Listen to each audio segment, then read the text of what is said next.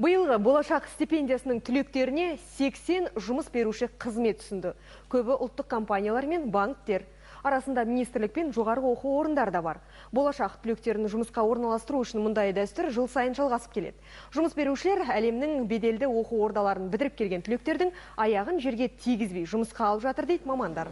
Биыл 925 қыз-жігіт болашақтың түлегі атанды.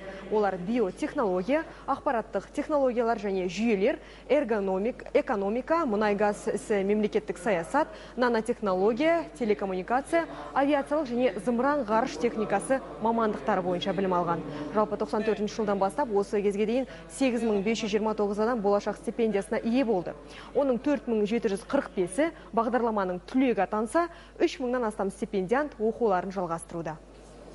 Елбасы өткен аптада жас отан съезінде қатысқан, қазір жастар университеттерде оқыған әкімдерге де мемлекеттік жүйесіне де аппаратқа тапсырма берілді.